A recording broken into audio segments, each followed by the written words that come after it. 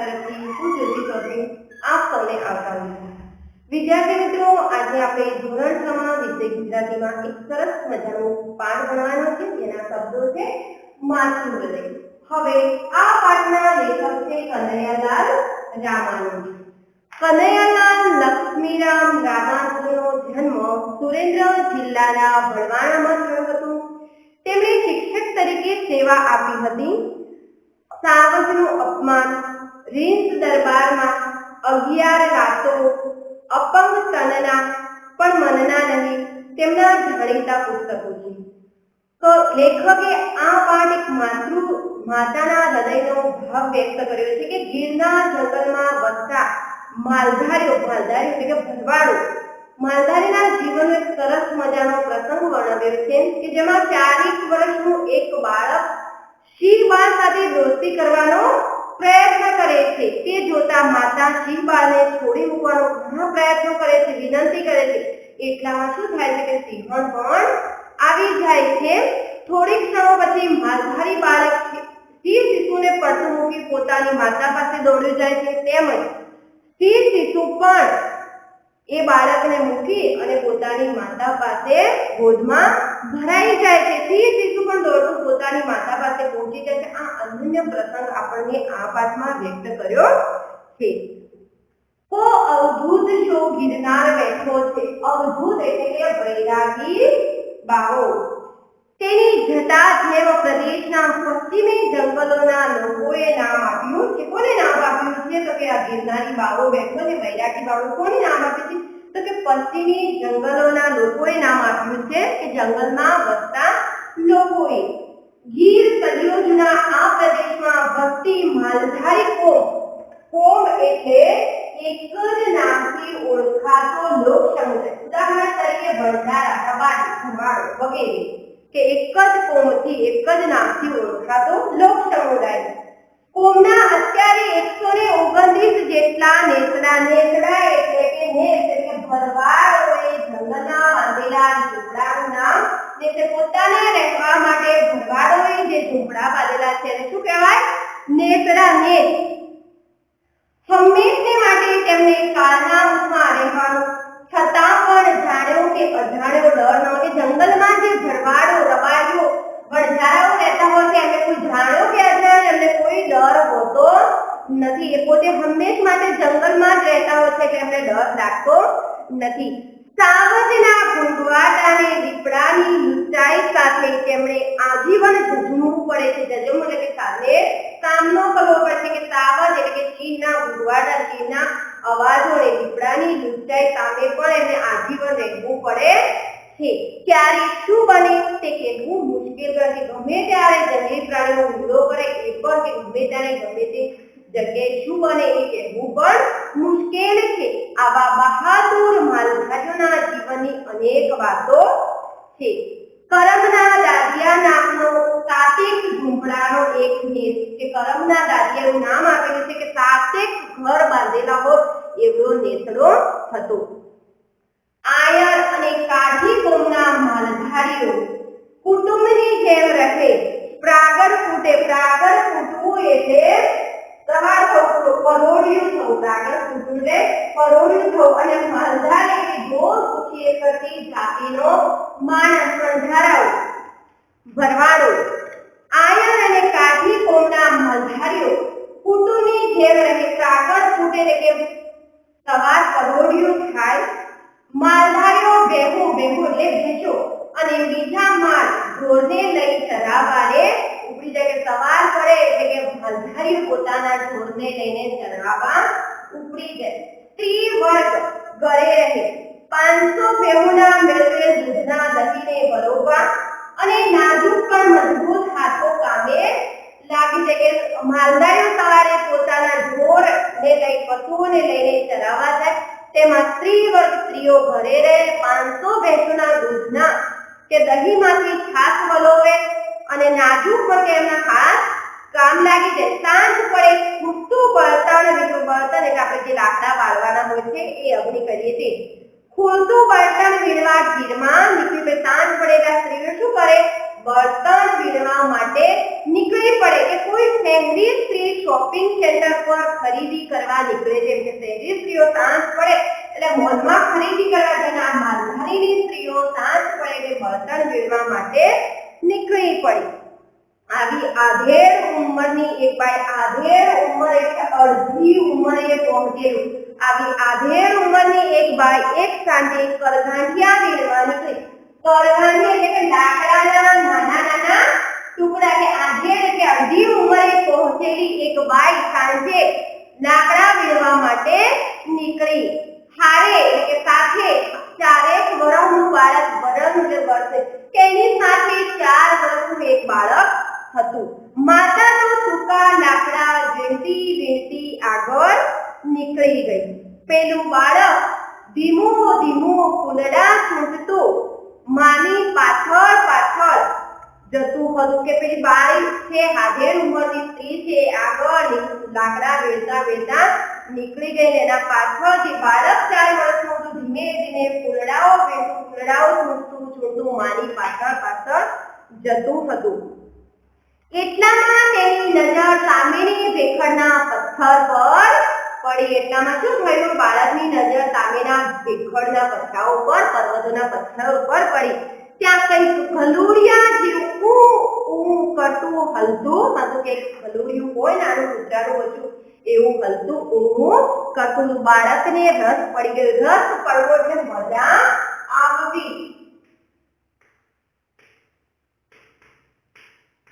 આવું નાનું ગલુડિયું જુએ છે એટલે બાળકને ખૂબ જ રસ પડી જાય છે મજા પડી જાય છે તે પાછળથી બાજુથી ભેખડ પર ભેખડ એટલે પર્વતો ભેખડ એટલે ઝઝુમતો ટેકરાનો ખૂણો શું કહે છે કે તે પાછળથી બાજુથી ભેખડ પર પડી પેલા માંસના લોચા જેવા નવજાત શિશુને નવજાત એટલે તરતનું જન્મેલું શું કહે છે કે માંસના લોચા જેવા નવજાત શિશુને જોવા લાગી પેલું બાળક પેલા ગલુડિયા જેવું જોવે છે એટલે કે જોવા લાગે છે બચ્ચાને બચ્ચું તેના પગ વડે ભેખડ ઉતરવા કોશિશ કરતું હતું પેલું શું કરતું શિવનું બચ્ચું કે ગલુડિયા જેવું બાળકને લાગ્યું શું કરતું પોતાના પગ વડે ભેખડ ઉતરવાની કોશિશ કરતું હતું પરંતુ ઉતરાતું નહીં તેથી વિચિત્ર અવાજ કરતું હતું બંને એકબીજાની સામે આંખ પરોવી જોઈ રહ્યા આંખ પરોવીને જોવું એટલે એકી સાથે એકબીજાની સામે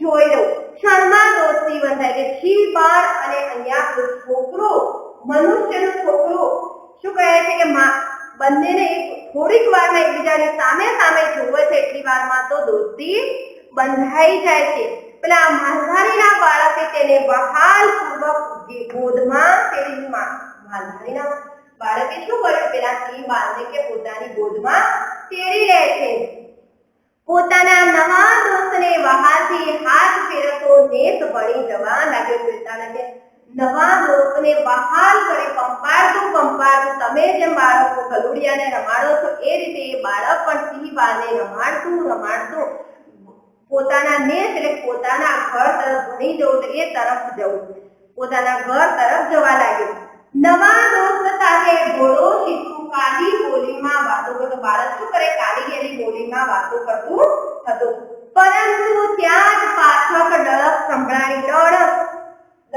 એટલે કે સિંહની ગર્જના આ બાળક છે સિંહ બાળને લઈને જાય છે એટલામાં પાછળથી સિંહની ગર્જના સંભળાય છે માલધારી સ્ત્રી ચોકી ઉઠી માલધારી એટલે કે ઢોર ઉઠે કરતી છાતીનો માણસ અને કે ચોકી ઉઠવું એટલે કે ચમકી જવું ચોકી ઉઠવું એટલે ચમકી જવું જેવી સિંહની ગર્જના થાય એટલે માલધારીની સ્ત્રી આ જોઈને ચોકી ઉઠે છે અવાજ સાંભળીને તેને પોતાની સાથે આવેલ બાળકનું ઓસાણ યાદ આવ્યું ઓસાણ એટલે યાદ આવી કે પોતાની સાથે જેવી સિંહની ગર્જના સાંભળે છે કે પેલી સ્ત્રીને પોતાનું બાળક યાદ આવે છે તેનો જીવ અડધો થઈ જવો એટલે કે ચિંતાથી વિહવળ થઈ જવું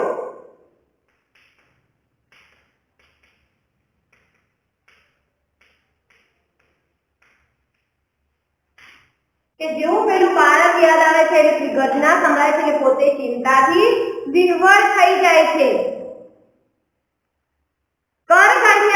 પડતા મૂકી એને દોટ મૂકી પોતાના હૃદયને ટુકડાને રેઢો મૂકવા શું કહે છે કે એ પોતાના લકડાઓ છે એને ત્યાંના ત્યાં જ મૂકી દે છે અને અને પોતાના હૃદય ટુકડાને પોતાનું બાળકને રેઢું એમનું છૂટું મૂકી દેવું બદલ મનોમન પસ્તાવો કરતી હાંફળી ફાંફળી દોડી કે જેવી સ્ત્રીની ગર્જના થાય છે એટલે માલધારીની સ્ત્રી પોતાનું બાળક યાદ કરી છે પછી શું થાય છે કે પોતાના બાળકને એમનું છૂટું મૂકી અને એને યાદ આવે છે કે છૂટું મૂક્યું એનો મનોમન પસ્તાવો કરે છે હાંફળી હાંફળી દોડે છે પરંતુ કાંટ વટાવી જ્યાં બેખડ પાસે આવી ત્યાં તો એને સામેનું દ્રશ્ય જોયું કે પોતે કાંટા વટાવી અને બેખડ સામે આવે છે ત્યારે તો એને કેવું દ્રશ્ય જોયું કે પોતાનું બાળક એક શિવબાળને રમાડી રહ્યું છે તે જોઈને આંખે ચક્કર આવી જાય છે આંખે ચક્કર આવે એટલે કમર આપવાથી ન દેખાવું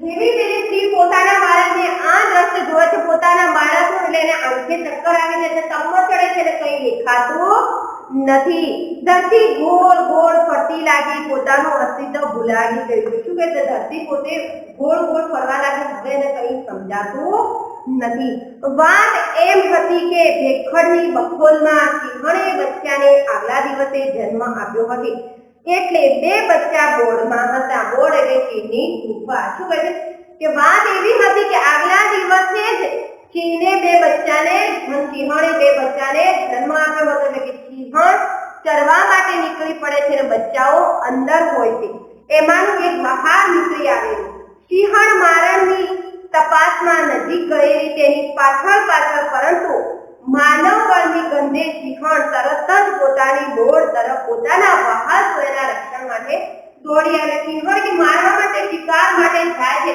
પણ માનવ બળની ગંધના લીધે પોતે પોતાના વહાલ સોયના રક્ષણ માટે પાછી આવે છે જ્યારે પોતાના શિશુને પેલો બાળક ઉઠાવી જતો જોયો એટલે એને દૂરથી જ ત્રાળ નાખી હતી ત્રાળ નાખ્યું એટલે ગર્જના કરી ત્રાળ નાખીને મોટો અવાજ કર્યો શું કહે છે કે દૂરથી જ પેલો બાળક ઉઠાવી જતો એને જોયો એટલે કે દૂરથી જ એને સિંહણે ત્રાળ નાખી આ બાજુ પેલા માલધારી શિશુની માતા તેના બાળકના રક્ષણ માટે દોડી આવી હતી એક બાજુ કે પેલી માલધારીની સ્ત્રી પોતાના બાળકના રક્ષણ માટે દોડી આવી બીજી બાજુ સિંહણ પોતાના બાળક માટે દોડી આવી અને શું કર્યું ત્રાળ નાખી વચ્ચે બે ભૂલકા એક પશુ દેહધારી એક માનવ દેહધારી કુદરતની કેવી બલિહારી એટલે ખૂબી બલિહારી એટલે ખૂબી કે એક બાજુ કે પશુ દેહધારી અને બીજી બાજુ માનવ દેહધારી કે કુદરતની કેવી ખૂબી છે માલધારી સ્ત્રીએ દૂર રહે પોતાના બાળકને બગલમાં રહેલ સિંહ બાળને છોડી દેવા બૂમ પાડી માલધારી સ્ત્રીએ શું કર્યું કે પોતાના બાળકને ત્યાં દૂર ઉભા રહીને બૂમ પાડી કે બાળકને તું એ બચ્ચાને તું છોડી દે બેટા છોડી દે પણ બાળક હાથ આવેલું આવું અદ્ભુત રમકડું કેમ કરી છોડે બાળક તો આટલું સરસ મજાનું રમકડું મળ્યું એટલે છોડે એમ ન હતો માનો જીવ તાળવે ચોટે એટલે કે જીવ હમણાં જ એવી સ્થિતિમાં રહેવું જીવ તાળવે ચોટે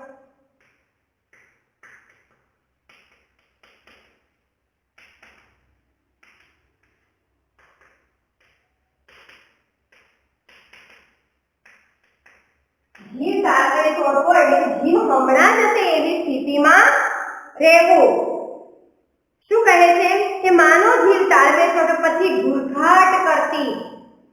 ઘૂરઘાટ કરવો એટલે કે ગુસ્સામાં પાડેલી બૂમ શું કહે છે કે પછી ઘૂરઘાટ કરતી સિંહણ સાવ નજીક આવી ગઈ હતી સિંહણ એકદમ ગુસ્સામાં પાડેલી બૂમ અને પછી કે નજીક આવી રહી હોય એવું લાગતું હતું કોણ જાણે ક્ષણમાં શું બની કે કોને ખબર કે આ ક્ષણમાં શું બની છે માનવ સ્ત્રીએ પોતાના બચ્ચાને પટાવતા છેલ્લી વિનંતી કરતા જાણે કે ચીસ પાડી છોડી મૂક બેટા છોડી મૂક એટલે કે પોતાની બીજી વારમાં તો માનવ સ્ત્રીએ શું કર્યું પોતાના બાળકને જોરથી ચીસ પાડી કે છોડી દે બેટા છોડી દે સિંહણ પણ બાળકની ફક્ત 7 ફૂટ દૂર પાછળ પાછળ ચાલી આવતી, ગુરઘાટ કરતી હતી. ગુરઘાટ કરવો એટલે કે ગુસ્સામાં પાડેલી કે બાળકથી ખાલી શીખવણ કેટલી દૂર હતી તો કે 7 ફૂટ જ દૂર હતી અને કે પાછળ અવાજ કરતી હતી. તેની આંખોમાં અજબ પરિવર્તન આવી રહ્યું હતું. પરિવર્તન એટલે કે ફેરફાર. સિંહણના પણ આવું દ્રશ્ય જોઈને સિંહણને પણ એના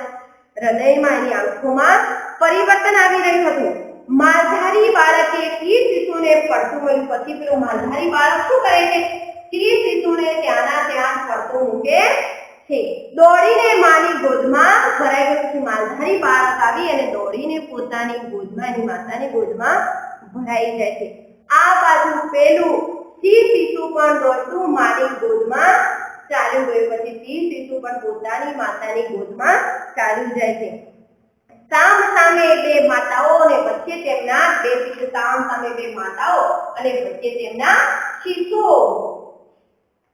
ઘડી બે ઘડી બંને માતાઓએ આંખ મીંડી. બે ઘડી તો કે બંને માતાઓ, એક માનવ દેહધારી અને એક પશુ દેહધારી, બે માતાઓએ આંખ મિલાવી એટલે કે બીજાની સામે જોઈ.